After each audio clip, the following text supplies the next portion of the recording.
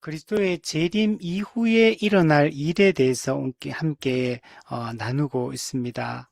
우리 육체의 부활에 대해서 우리가 살펴보았고, 지금 최후 심판에 대한 이야기들을 함께 우리 나누고 있습니다.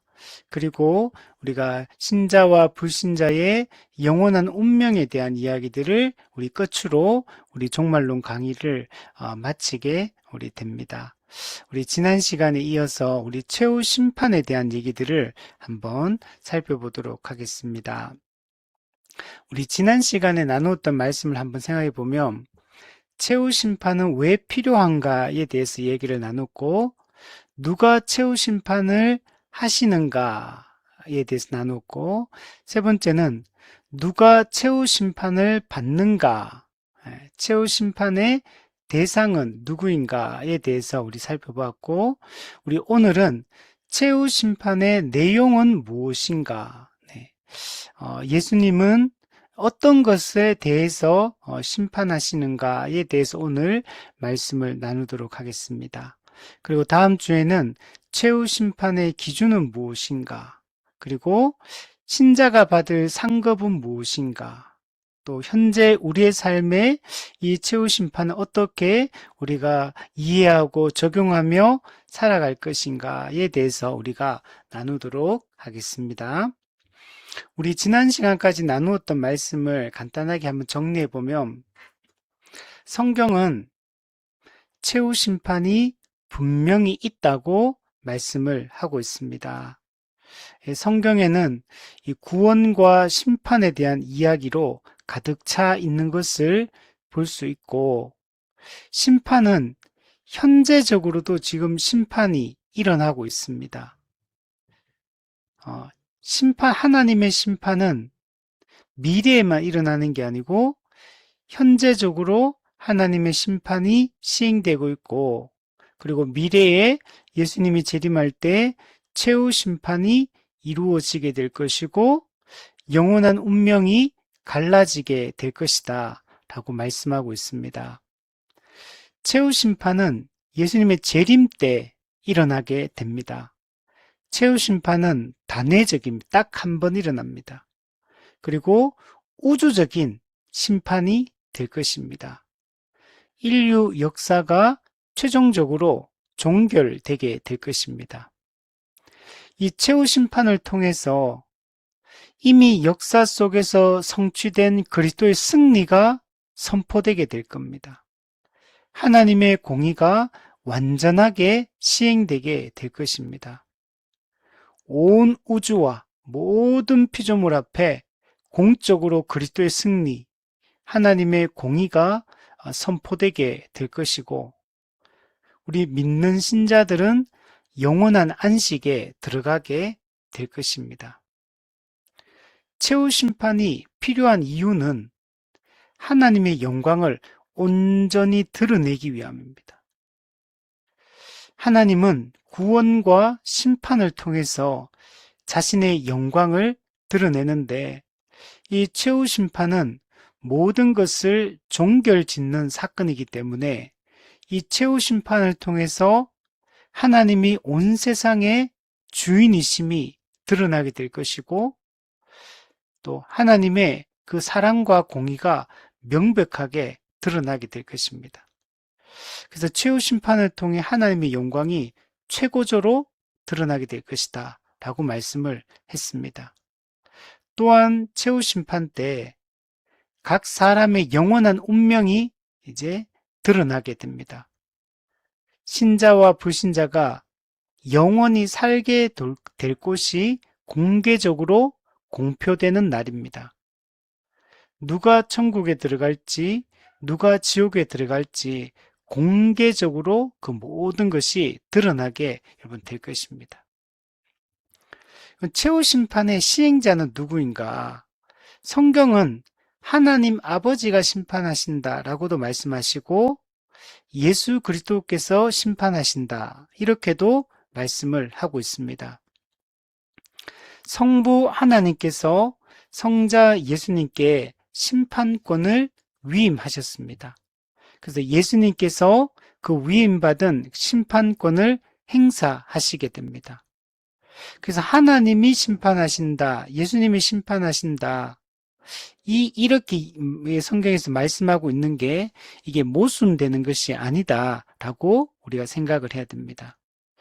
성부 하나님이 자신의 심판의 권한과 그 심판의 시행을 성자 예수님께 다 위임하셨습니다. 그래서 하나님의 심판이 곧 예수님의 심판이고 예수님의 심판이 곧 하나님의 심판이다. 이렇게 말씀을 드렸습니다. 그래서 두 개의 다른 심판이 일어나는 게 아니라 동일한 하나의 심판이 성자 예수 그리스도를 통해서 시행되는 것이다. 이렇게 이해를 해야 됩니다. 그리고 성자 예수님께 심판권이 위임됐는데 그 근거는 예수님께서 우리의 영원한 중보자로 세움을 받으셨기 때문입니다. 그래서 그리스도의 중보자직에 근거해서 심판권이 위임되었다라고 말씀합니다. 그래서 요한복음 5장 27절에 보면 인자됨으로 말미암아 심판하는 권한을 주셨느니라. 네. 인자됨으로 말미암아. 네. 예수 그리스도는 유일한 중보자이시고 예수님은 중보자로서 구원의 시행자이실 뿐만 아니라 심판의 시행자도 되시는 것입니다. 왜냐하면 구속의 완성이 곧 심판의 완성을 통해 이루어지기 때문에 그렇습니다.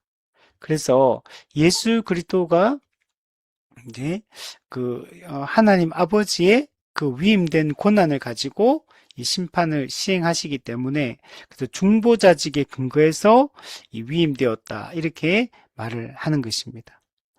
그리고 최후 심판의 대상은 누구인가? 모든 인간과 천사입니다. 근데 이 천사는 실제로 타락한 천사들이 심판의 대상이 됩니다. 그래서 모든 인류, 신자든 불신자든 예수님이 재림하실 때 모든 사람은 부활하게 될 것이고 분리되었던 영혼과 몸이 다시 결합되어서 그리스도의 심판대 앞에 최후 심판을 받기 위해서 서게 될 것입니다. 마태복음 25장에 보면 인자가 자기 영광으로 모든 천사, 여기서 모든 선한 천사들과 함께 올 때에 자기 영광의 보좌에 앉을 것이고 모든 민족을 그 앞에 불러 모으고 양과 염소를 구분하는 것 같이 구분할 것이다. 그리고 최후 심판을 이렇게 할 것이다. 확정 판결을 내리게 될 것이다. 라고 말씀을 하고 있습니다. 그래서 모든 사람이 인류가 최후 심판대 앞에서 심판을 받는다. 뿐만 아니라 천사들 중에서 특히 타락한 천사들이 최후 심판에서 심판을 받게 됩니다. 그리고 타락한 천사들 또는 범죄한 천사들은 마귀와 그 사자들을 위하여 예비된 영원한 불에 들어가게 됩니다. 불신자의 영원한 형벌과 타락한 천사의 영원한 형벌이 하나님께서 예비하신 꺼지지 않는 영원한 불못에서 함께 시행된다는 것을 우리는 알아야 됩니다. 그래서 영원히 그 지옥에서 심판을 받게 되는 것입니다. 최후 심판에서 이 천사의 심판이 포함되어 있는 것은 최후 심판이 단순히 인류 역사를 종결하는 것의 의미만 있는 게 아니고 우주 전체에 대한 하나님의 통치권을 최종적으로 공개적으로 확립하는 사건입니다. 타락이 인간만의 문제가 아니고 우주적 반역이었기 때문에 심판 역시 우주적 범위를 가지게 된 것입니다. 그래서 이 우주적인 이 심판이 이루어지게 된다는 걸 보여주고 있습니다. 그리고 놀라운 것은 교회가 마지막 날에 그리스도의 통치에 참여하게 될 것이라고 성경은 얘기하는데 그리스도의 통치에 참여한다고 할 때는 구원에도 참여하지만 심판에도 참여하게 된다는 걸 얘기를 하고 있습니다. 교회는 그리스도의 심판에 참여하여 타락한 천사들을 심판하는 그 위치에 서게 될 것이다.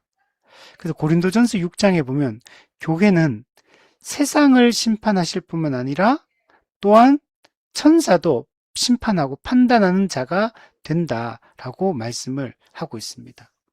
이것이 교회가 가진 위치다라는 것들을 우리가 알 수가 있습니다. 우리 지난 시간까지 우리 이런 이야기들을 최후 심판이란 무엇인가, 최후 심판은 왜 필요한가, 누가 최후 심판을 시행하는 분이신가, 또한 누가 최후 심판을 받는 존재인가에 대해서 우리가 살펴보았습니다. 자, 오늘은 최후 심판의 내용은 무엇인가에 대해서 한번 살펴보겠습니다. 예수 그리스도는 무엇을 심판하실까? 네. 어떤 것을 심판하실까? 여기에 대해서 우리가 알 필요가 있습니다. 자, 최후 심판의 내용은 세 가지입니다. 우리의 생각, 우리의 말, 우리의 행동, 이 세 가지를 다 심판을 받게 됩니다. 우리 세상 법정에서는 사람을 재판을 할 때 그 사람이 실제로 행한 행동에 대해서만 심판합니다. 그 사람이 어떤 말을 했느냐, 어떤 생각을 했느냐, 물론 이제 말의 명예, 그런 거 있잖아요. 그죠? 그 말과 관련된 거, 이제 그런 게 있기는 있지만, 근데 대부분 다 행동에 대한 것들을 이제 이야기를 하는 것들을 볼 수 있습니다. 그래서, 밖으로 드러난 행동, 이게 우리 재판의 대상이 됩니다. 자, 근데 성경에서는 최후 심판 때는 세상에서 있었던 인간의 삶 전체에 대해서 이 심판을 받게 된다고 말씀하고 있습니다. 그래서 우리가 어떤 행동을 했느냐, 또 어떤 말을 했느냐, 어떤 생각을 했느냐, 그 의도까지도, 동기까지도 살펴서 최후 심판을 하신다라고 말씀을 하고 있습니다. 우리 로마서 14장에 보면 내가 어찌하여 형제를 비판하느냐, 형제를 어찌하여 업신여기느냐, 우리가 다 하나님의 심판대 앞에 서리라. 예. 그리고 심판대 앞에 서서 우리가 뭐 하냐면 모든 무릎이 내게 꿇을 것이요 모든 혀가 하나님께 자백하리라. 이러므로 우리 각 사람이 자기 일을 하나님께 직고하리라. 네. 우리의 혀가 하나님께 다 자백하게 될 것이다. 자기 일을 하나님께 직고한다. 네, 직고하게 될 것이다. 라고 말씀하고 있는데, 이때 우리가 자백하게 되고 직고하게 되는 그 내용이 우리의 생각, 우리의 말, 우리의 행동, 이 전부에 대해서 우리가 다 직고하고 심판을 여러분 받게 될 것입니다. 자, 첫 번째, 인간의 모든 행동이 심판을 받게 됩니다. 예수님이 재림주로, 심판주로 오실 때 각 사람의 행위에 따라 심판하시겠다고 말씀을 하셨습니다.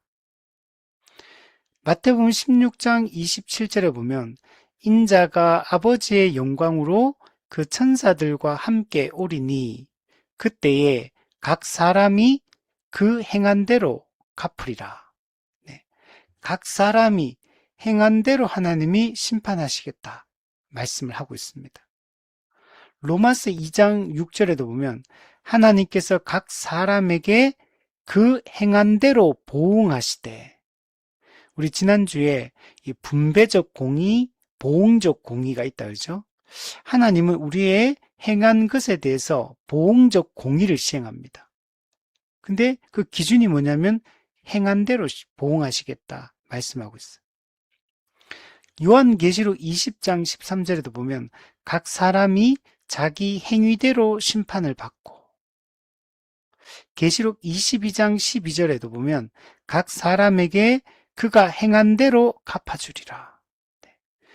우리가 행했던 모든 행동에 대해서 하나님이 심판하시겠다라고 말씀을 하고 있습니다.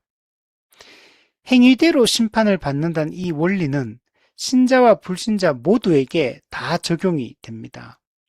신자들도 행위대로 심판을 받고 불신자도 행위대로 심판을 받게 됩니다.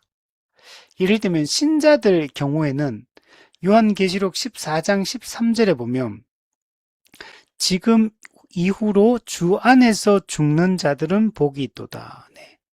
주 안에서 죽는 자들이 복이 있다. 그러하다. 그들이 수고를 거치고 쉬리니 이는 그들의 행한 일이 따름이라. 그들의 행한 일 때문에 그 행한 일에 대한 심판을 받고 믿는 자들은 복된 하나님 나라에서 영원한 안식을 누리게 될 것이다 라고 말씀을 하고 있습니다. 계시록 22장 12절에도 보면 보라 내가 속히 오리니 내가 줄 상이 내게 있어 각 사람에게 그가 행한 대로 갚아주리라. 믿는 신자들에게는 그 행한 대로 갚아주기 때문에 우리가 되면 상을 받게 될 것이다. 상급을 받게 될 것이다. 이렇게 말씀하고 있습니다. 그 다음에 기준은 뭐냐면 각 사람의 행한 일, 그 행한 대로 믿는 신자들에게 하나님이 복을 주시겠다라고 말씀을 하고 있습니다. 반면에 불신자들 같은 경우도 그 행한 대로 심판을 받는데 그 심판의 내용이 다른 겁니다. 신자들은 복을 받지만 불신자들은 그 행한 대로 정죄와 형벌을 받게 되는 것입니다. 민수기 14장에 보면 나를 원망하는 이 악한 회중에게 내가 어느 때까지 참으랴. 이스라엘 자손이 나를 향하여 원망하는 바 그 원망하는 말을 내가 들었노라. 그들에게 이르기를 여호와의 말씀에 내 삶을 두고 맹세하노라. 너희 말이 내 귀에 들린 대로 내가 너희에게 행하리라. 이스라엘 백성들은 끊임없이 하나님을 원망하고 불신하고 그것이 말로만 끝난 게 아니라 그들이 모세의 권위에 도전하고 하나님의 율법을 어기는 행동으로 그리고 자기의 자기 중심성을 따라 자기 것을 취하는 것에만 열중해서 약한 자, 가난한 자들을 멸시하고 이런 삶들을 살아가게 됩니다. 그래서 하나님은 그들이 말한 대로 그들이 내 귀에 그들의 말이 들린 대로 그들에게 심판할 것이다. 이렇게 말씀하고 있어요. 계시록 18장에도 보면 하늘로부터 다른 음성이 나서 이르되 내 백성아 거기서 나와 그의 죄에 참여하지 말고 그가 받을 재앙들을 받지 말라. 그의 죄는 하늘에 사무쳤으며 하나님은 그의 불의한 일을 기억하신지라. 그가 준 그대로 그에게 주고 그의 행위대로 갑절을 갚아주고 그가 섞은 잔에도 갑절이나 섞어 그에게 주라. 네. 그가 행한 여기서 그는 이 땅의 사람들을 말합니다. 세상 사람들을 얘기합니다.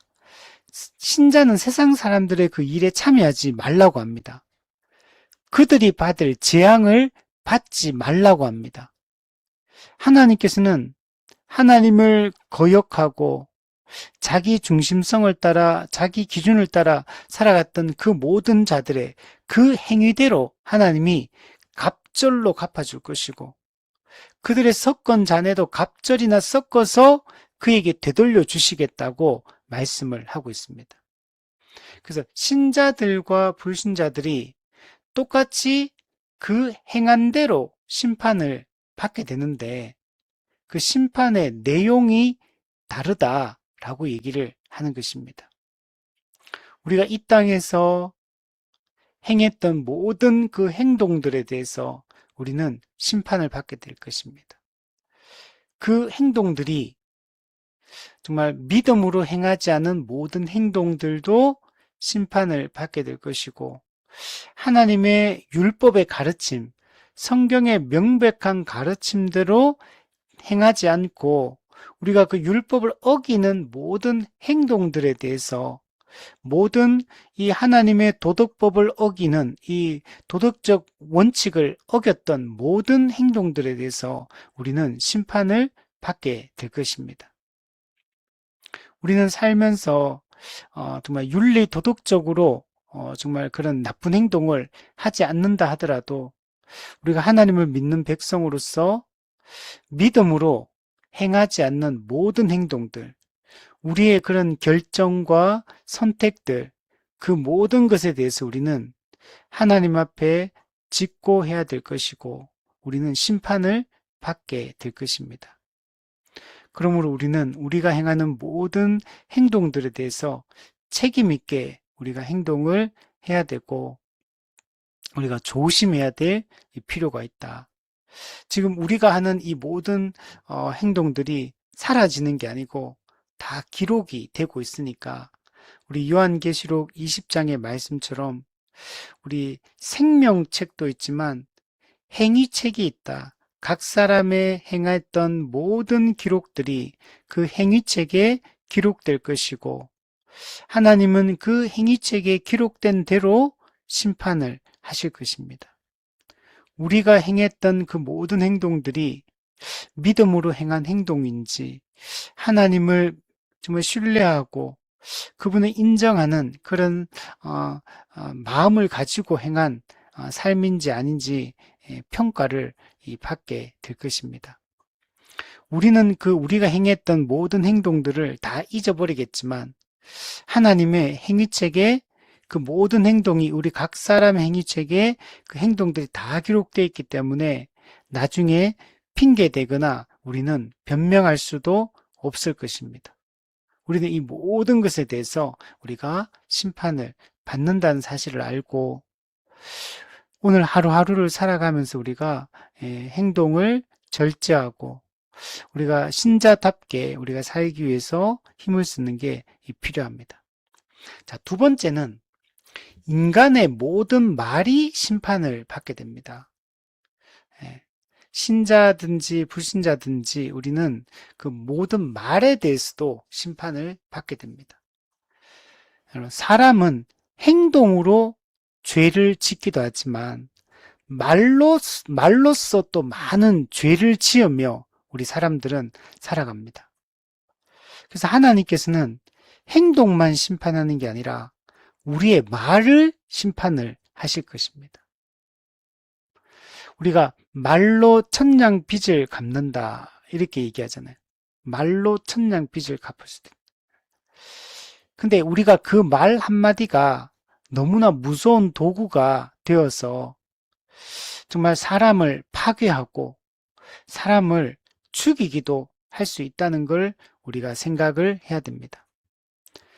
말은 너무나 무서운 도구가 될 수 있고 이 파괴적인 성격을 가지고 있기 때문에 우리가 이 말을 조심하는 게 중요합니다. 말이 가진 이 위력은 가히 상상을 초월할 정도로 이 말의 위력이 강하고 세다는 걸 우리가 알 수 있습니다. 우리가 말 한마디 정말 좀 우리가 잘못 듣기만 해도 그 말이 마음에 남아서 사라지지를 않아요. 어떤 우리가 외적으로 어떤 예를 들면 공격을 당했을 때 그것도 상처가 오래 가겠지만 말이 정말 힘이 센 게 정말 그 말 자체가 마음속에 깊이 뿌리 잡고 내려서 평생 잊혀지지 않고 그 말 때문에 고통을 받을 수 있게 되는 거죠. 우리가 정말 이해되지 않는 말을 들었을 때, 동의할 수 없는 어떤 말을 들었을 때 그 말이 너무나 큰 상처를 우리가 받게 되고 또는 내가 누군가에게 그 말이 누군가를 상처 줄 수도 있는 게 말인 거죠. 근데 또한 말은 또 놀라운 게 우리 칭찬은 고래도 춤추게 한다 이런 책도 있었잖아요. 말이 사람들을 치유하기도 한다는 겁니다. 말은 파괴하기도 하고 그러나 또한 말이 정말 놀랍게 사람을 살리고 치유하고 이렇게 세우는 역할들도 하기도 합니다. 그만큼 말이 가진 힘이 세다는 걸 알 수가 있습니다. 말은 화평케 하기도 하고 혼란을 부추기기도 하고 다툼을 일으키기도 합니다. 말은 죽이기도 하고 또는 말은 살리기도 합니다. 그만큼 이 말이 가진 힘이 크다고 우리가 할 수 있습니다. 우리 잠언 18장 21절에 보면 이런 말씀이 있어요. 죽고 사는 것이 혀의 힘에 달렸나니. 와, 이 말씀이 죽고 죽는 것도 혀의 힘에 달려 있고 사는 것도 혀의 힘에 달려 있다. 혀를 쓰기 좋아하는 자는 혀의 열매를 먹으리라. 예. 그죠? 혀로서 열매를 먹을 수도 있고 또 열매를 잃어버릴 수도 여러분 있게 되는 거죠. 그만큼 이 혀가 가진 힘이 놀랍고 대단하다라고 말할 수 있습니다. 우리 야고보는 이 혀에 대한 얘기를 많이 얘기합니다. 말에 대한 얘기를 정말 많이 하거든요.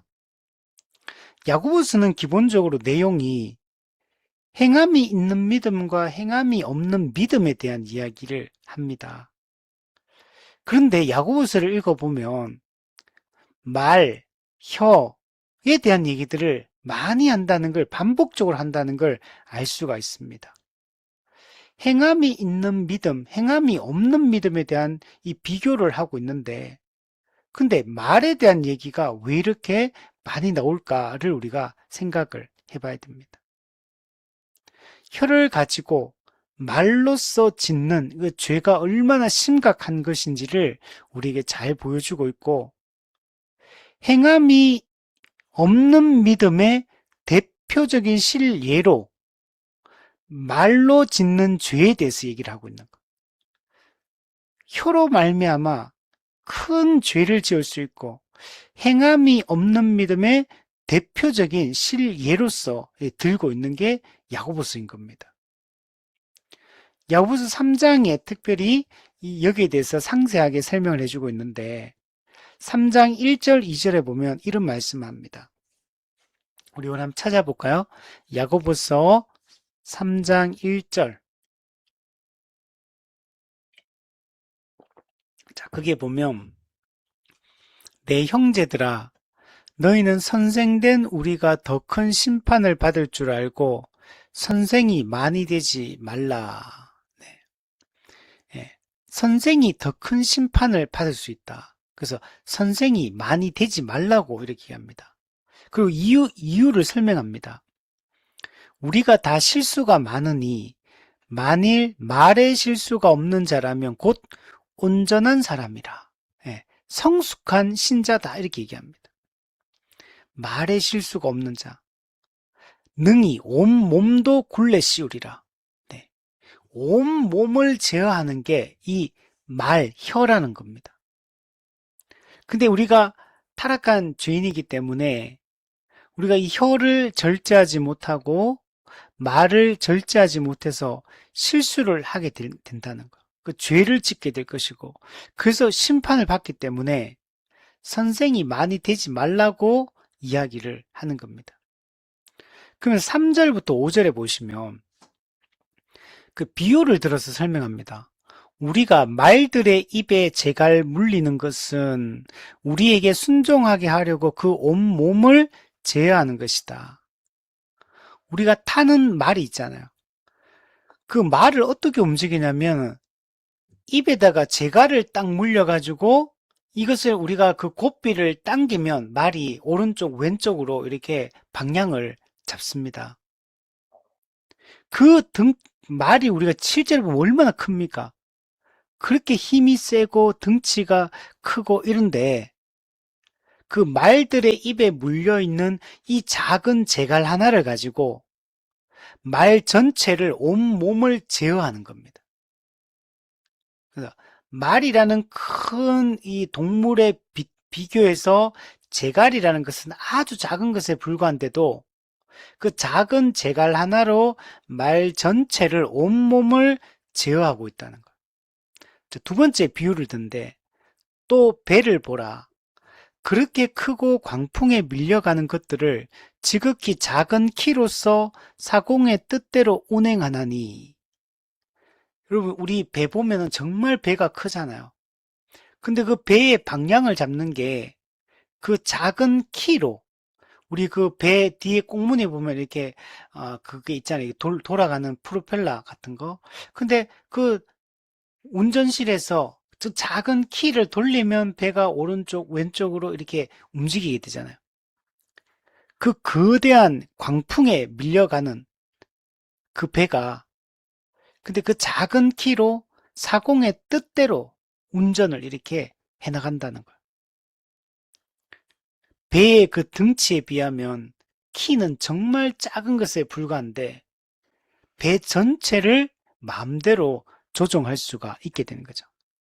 마찬가지로 5절에 보면 이와 같이 혀도 작은 지체로 돼 큰 것을 자랑하도다. 보라, 얼마나 작은 불이 얼마나 많은 나무를 태우는가. 또 세 번째 비유를 또 들어요. 작은 불이 얼마나 많은 나무를 태우는가. 불이라는 거는 작은 불씨 하나만 있어도 온 산을 다 태우고 동네를 다 태워버려. 우리나라도 그 작년입니까? 불 엄청나게 심하게 났잖아요. 그래서 막 며칠 동안 그 넓은 땅을 그 불이 지나가고 다 태워버리고, 아직도 얼마 전에 보니까 그때 피해를 입은 사람들이 그게 국가에서 만들어준, 제 포항 쪽이 어디 지역이었는데 국가에서 만들어준 그 작은 집을 이제 그 피해 본 사람이 거기 살고 있는데 그것도 계속 못 산다 그러더라고요. 그래서 얼마 있으면 그 기한이 끝나고, 기한이 끝나면 그 집에서 나와야 된다고 얘기하더라고요. 그래서 저 보면서 그건 이상하다. 아니, 그 살던 집을 그냥 그 살게 그 터전을 잡을 때까지 살게 해주면 되지. 그러면 왜 그걸 기한을 둬가지고 그 기간이 끝나면 그 나가라고 하는지 좀 저는 이해는 잘 안 되던데. 뭐 딴데 그걸 뭐 딴데 용도로 어디 쓰려고 하는지 몰라도 그렇게 이게 작은 불에 의해서 얼마나 많은 사람들이 고통을 받고 어려움을 당하는지 모르죠. 마찬가지로 혀도 그렇다는 거예요. 우리 온 몸에서 혀가 차지하는 비중은 아주 작아요. 근데 그 혀가 온 몸에서 얼마나 큰 역할을 하는지 모르고 죽이기도 하고 살리기도 하는 그 역할들을, 상처를 주기도 하고 치유하기도 하는 이런 역할들을 이 작은 혀가 한다는 걸 보여줍니다. 자, 그래서 6절에 보면 혀는 곧 불이요, 불의의 세계라.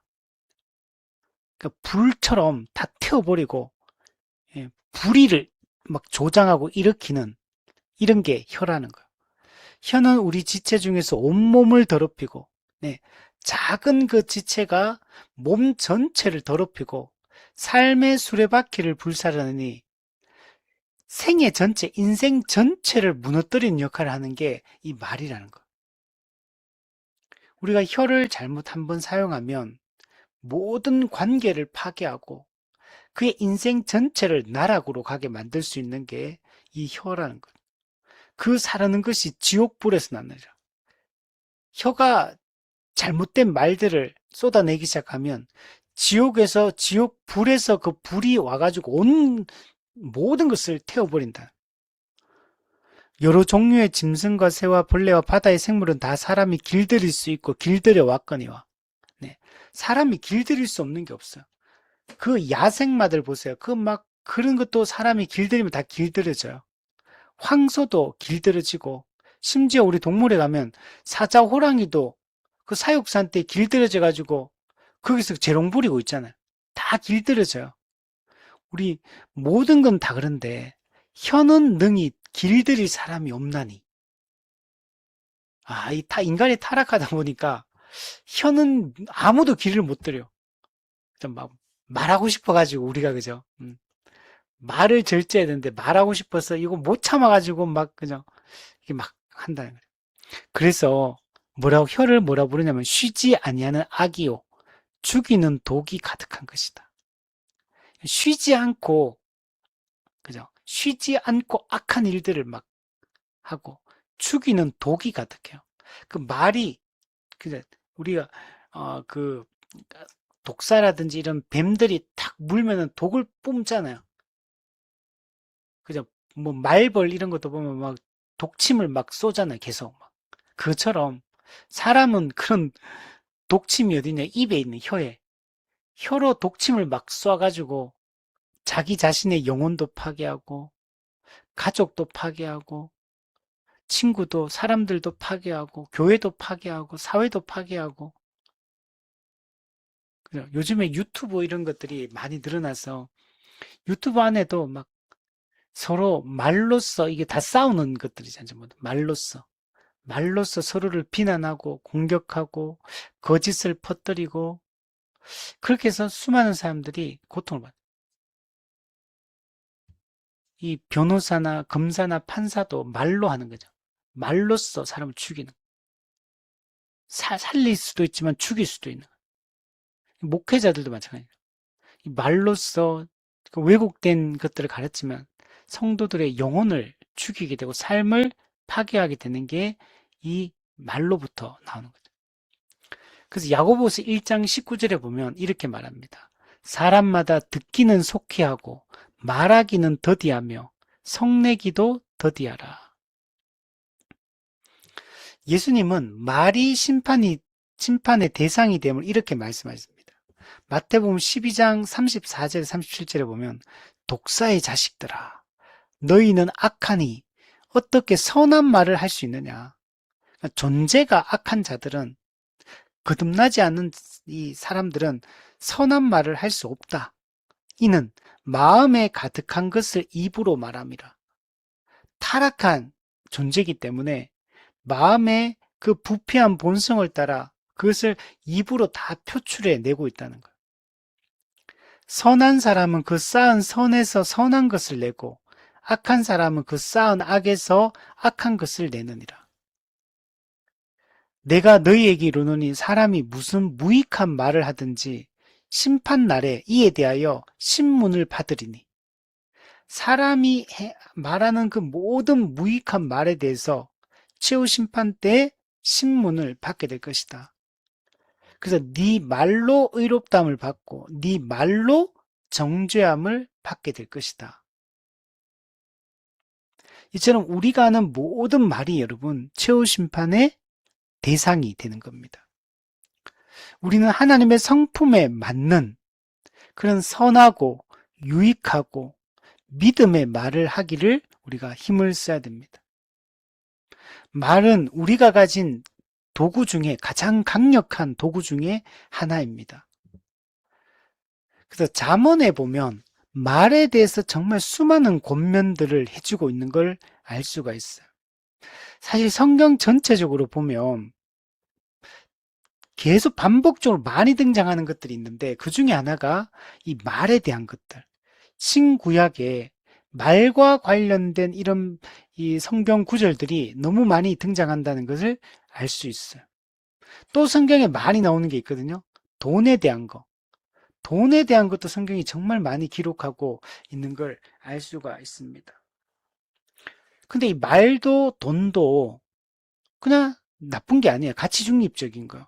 근데 우리가 믿음을 가지고 하나님의 은혜에 붙들려 있을 때 붙들리지 않을 때는 이 돈도 이 악한 게 될 수 있고 말도 너무나 파괴적인 그런 일들을 할 수 있다는 걸 알 수 있어요.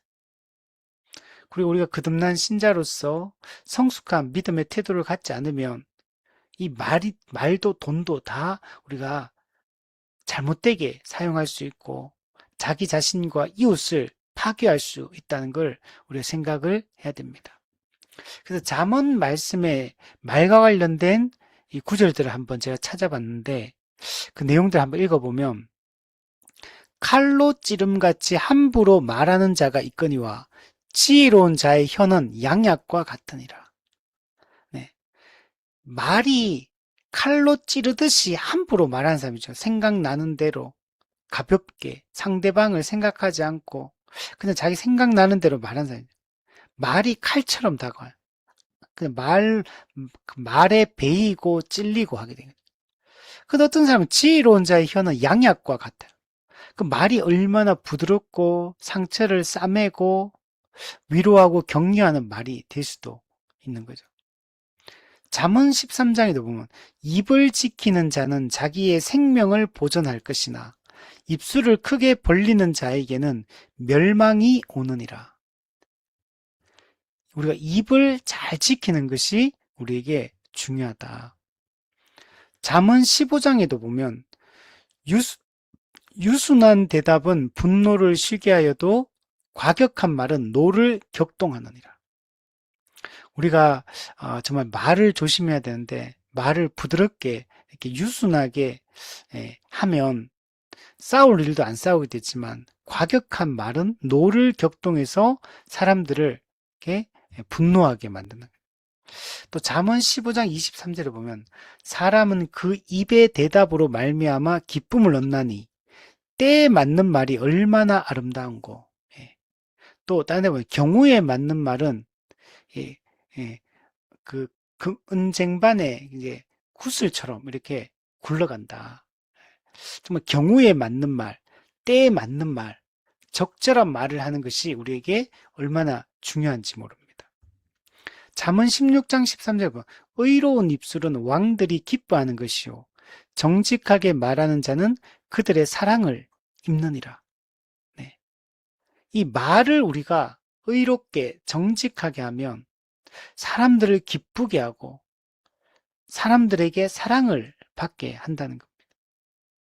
근데 말을 우리가 의롭지 않게 하거나 정직하지 않게 하거나 거짓으로 말한다거나 그러면 미움을 우리가 받게 된다. 잠언 17장 28절도 미련한 자라도 잠잠하면 지혜로운 자로 여겨지고 그의 입술을 닫으면 슬기로운 자로 여겨지느니라. 우리가 말을 잠잠할 필요가 있고 말을 닫을 필요가 있죠. 우리가 좋은 말들은 많이 하는 게 좋고 근데 이제 좋지 않은 말들이 있으니까 그런 말들은 그냥 입을 닫는 게 좋다는 거예요. 말하고 싶고 입이 건질거려도 우리가 이런 믿음 없는 말, 부정한 말, 거짓의 말, 남을 비난하는 말, 이런 말들은 우리가 하지 않는 게 훨씬 더 지혜롭다. 그냥 이처럼 말이 얼마나 우리에게 중요하고 큰 역할을 하는지를 잘 보여줍니다. 바울과 베드로도 이렇게 권면합니다. 무릇 더러운 말은 너희 입 밖에도 내지 말고. 말이 더러워요. 더러운 말. 오직 덕을 세우는데 소용대로 선한 말을 하여 듣는 자들에게 은혜를 끼치게 하라. 더러운 말은 타락한 인간 본성에서부터 나오는 이 부패하고 추잡한 말을 얘기합니다. 우리는 이런 더러운 말은 입 밖에도 내지 말고 덕을 세우는 말, 선한 말, 은혜를 끼치는 말 이런 말들에 우리가 힘써야 된다.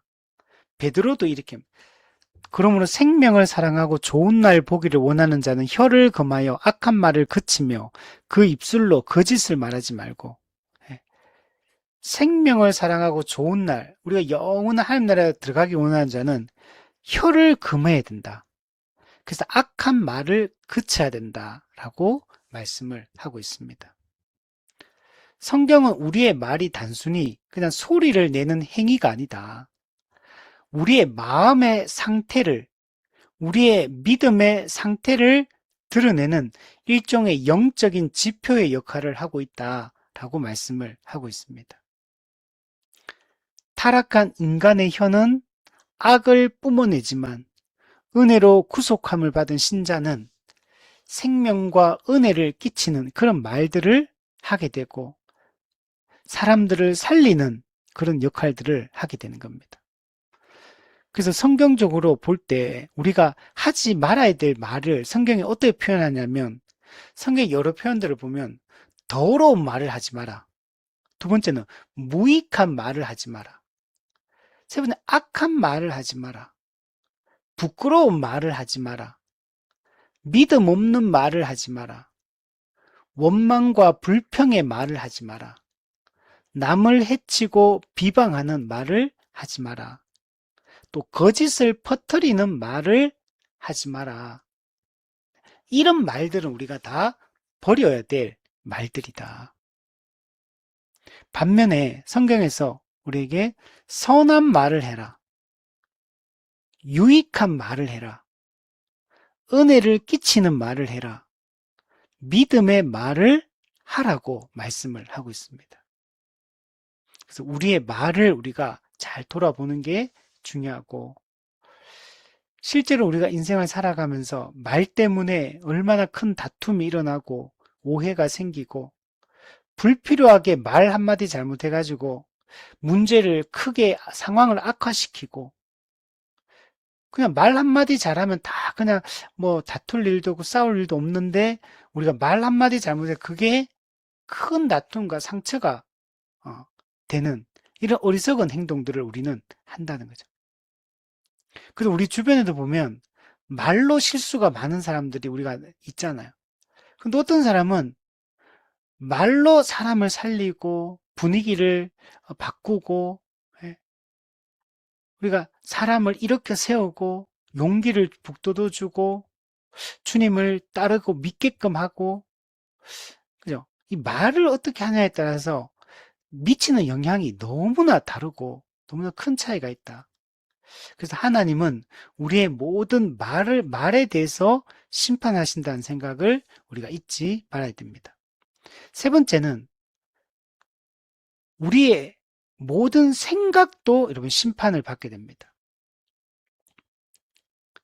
우리 세상적으로는 아까 얘기했지만 세상 법정에서는 행동에 대해서 일반적으로 심판합니다. 물론 명예훼손과 같이 이렇게 말과 관련돼서도 심판을 받는 경우가 있지만, 말 때문에 딱히 이게 뭐 위정죄를 짓는 거다 법정에서 그런 거 말고는 어떤 말 때문에 뭐 심판을 받거나 그렇지는 않잖아요. 근데 성경은 생각에 대해까지 얘기해요. 생각. 이거는 실제로 내가 말로 꺼낸 것도 아니고 행동도 안 했는 거잖아요. 세상에서는 절대 생각을 심판할 수는 없거든요. 근데 하나님은 이 우리의 행동과 말이 좀 바른 것처럼 보여도 우리 생각에 문제가 있으면 하나님은 심판하시는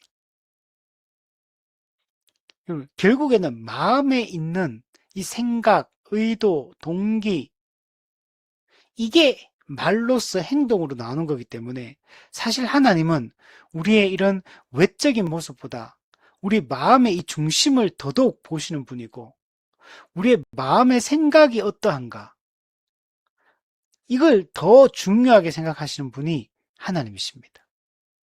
그래서 우리는 우리가 이 땅에 생하는 모든 생각들도 심판의 대상이라는 걸 잊지 말아야 됩니다. 우리 산상설교에 보면 7계명 간음하지 말라, 살인하지 말라 이런 명령에 대해서 재해석해주는 내용이 있는데, 크게 보면 구약시대와 다른 점이 예수님께서 구약의 율법에서는 행동의 문제로만 봤는데 예수님께서는 이거는 행동의 문제로만 보면 안 된다. 간음하지 말라, 살인하지 말라, 마음의 문제다. 행동의 문제 이전에 이거는 마음의 문제다. 마음으로부터 이런 행동이 이런 죄악을 저지른 것이다 라고 말하면서 마음의 문제로 이 율법을 끌고 와서 이야기하는 걸 볼 수 있거든요. 그러니까 이 마음에 대해서 심판하겠다는 거예요. 마음에 대해서. 사도 바울도 사람의 마음 속에 있는 이런 생각, 동기, 의도, 이게 심판날에 다 드러나게 될 것이고 심판을 받게 될 것이라고 말씀을 하고 있습니다. 고린도전서 4장 5절에 보면 그러므로 때가 이르기 전 곧 주께서 오시기까지 아무것도 판단하지 말라.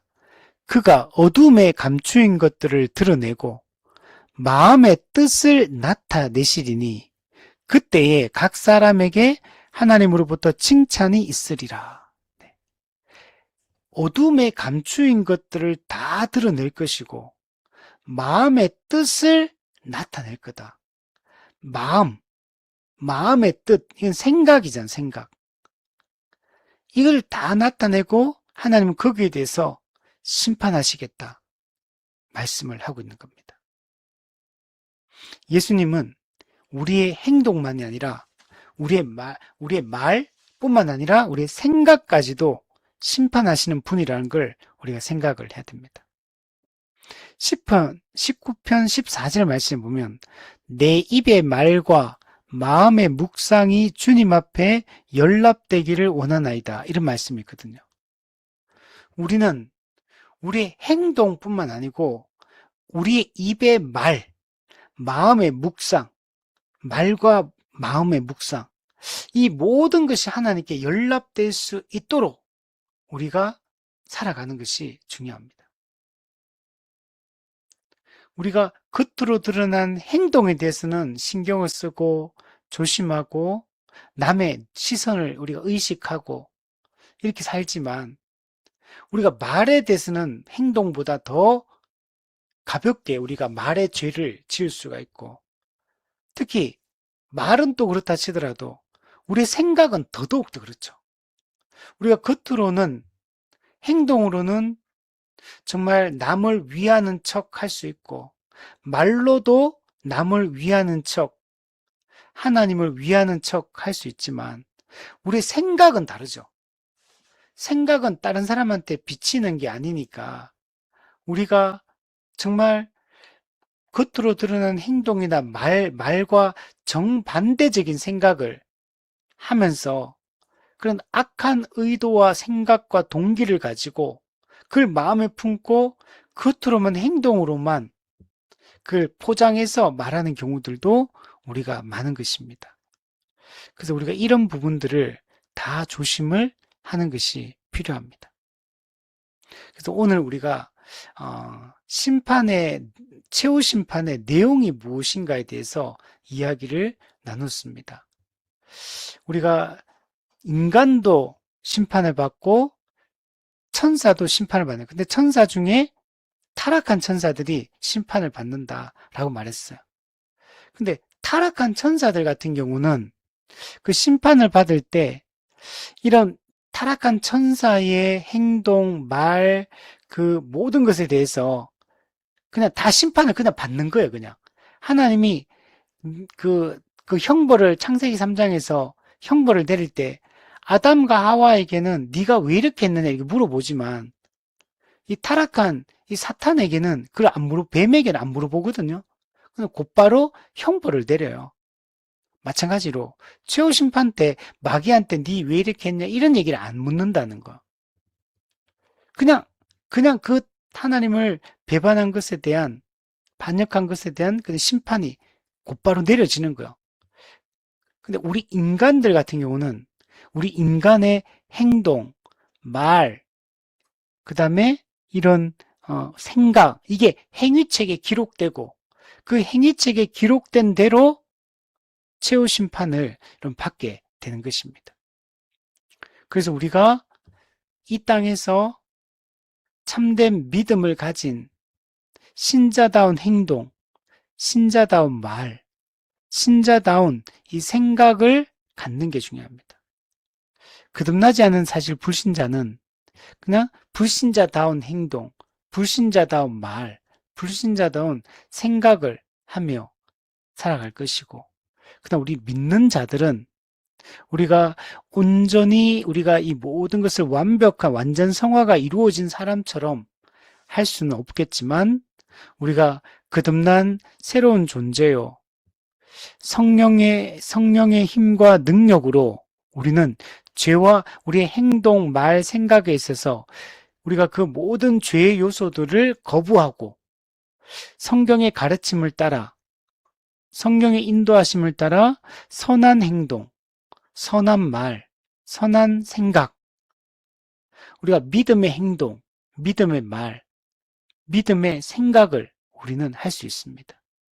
은혜를 끼치는 행동, 은혜를 끼치는 말, 은혜를 끼치는 생각을 우리가 할 수 있습니다. 우리는 새로운 존재라는 생각을 가지고 우리의 이 모든 것들이 다 행위책에 다 기록이 될 거예요. 그래서 행위책에는 우리 인간의 행동, 우리의 말, 생각, 우리의 의도, 이 모든 것들이 우리 스쳐 지나가는 이런 모든 생각까지도 행위책에는 다 기록될 것이고 우리의 참된 믿음의 증거로서 참된 믿음이 있는지 없는지 여부를 그 행함으로 그 믿음을 증명하는